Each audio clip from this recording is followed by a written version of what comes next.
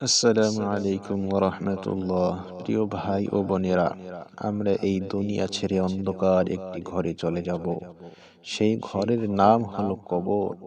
সেখানে কেউ আমাদের দেখতে যাবে না, কারো সাথে কথা বলতে পারবো না, কিন্তু সেখানে করা হবে কিছু প্রশ্ন, যার উত্তর দিতে পারলেই হবে মুক্তি, আর ভুল করলে হবে আযাব। মৃত্যুর মুহূর্ত বন্ধুরা, যখন মানুষের শেষ সময় আসে, আল্লাহ ফেরেশতা তাদের কাছে পাঠিয়ে দেন। মুমিনের রূহ বের করা হয় পানির মতো।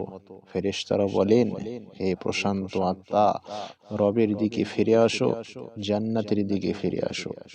কিন্তু গুনাহগারের রূহ বের হয় কাটার সাথে ভেজা কাপড় টেনে বের করার মতো কষ্টে। কবরে পৌঁছানোর পর, মানুষকে দাফন করার পর সবাই চলে যাবে, শুধু থাকবে তার আমল। তারপর সেখানে আসবেন দুইজন ফেরেশতা, মুনকার ও নাকির, যাদের চোখ অগ্নির মতো হবে, কণ্ঠ বজ্রের মতো। কবরের প্রথম তিনটি প্রশ্ন করা হবে। প্রথম প্রশ্ন, মান রব্বুক, তোমার রবকে? মুমিন বলবে, রব্বি আল্লাহ, আমার রব হচ্ছে আল্লাহ। আর গুনাহগার বলবে, আমি জানি না, লোকজন যা বলতো তাই বলতাম। দ্বিতীয় প্রশ্ন করা হবে, মা দীনুক, তোমার দিন কি? মুমিন উত্তর দেবে, দীনি আল ইসলাম, আমার ধর্ম হচ্ছে ইসলাম। কিন্তু গুনাহগার বলবে, আমি শুনেছিলাম কিন্তু জানতে পারিনি।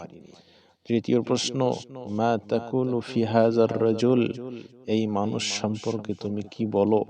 এখানে রাসূল সাল্লাল্লাহু আলাইহি সাল্লামকে বোঝানো হয়েছে। মুমিন বলবে, হুয়া রাসূলুল্লাহ সাল্লাল্লাহু আলাইহি ওয়াসাল্লাম, তিনি হচ্ছেন আল্লাহর রাসূল।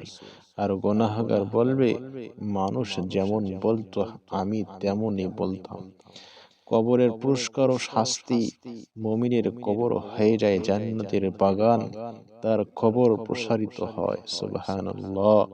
আর গুনাহগারের কবর হয়ে যায় জাহান্নামের একটি গর্ত, তার কবর সংকুচিত হয়, এমন ভাবে চাপ দেওয়া হবে যেন হাড়গুলো একে অপরের ভিতরে ঢুকে যায়। রাসূল সাল্লাল্লাহু আলাইহি সাল্লাম বলেছেন, কবর আখিরাতের প্রথম ধাপ। যদি কেউ এখান থেকে বেঁচে যায়, তবে পরবর্তীতে সে সহজে বেঁচে যাবে। কবরের আযাব থেকে বাঁচার উপায়, প্রতি রাতে সূরা মুলক পড়া, এটি কবরের আযাব থেকে রক্ষা করে।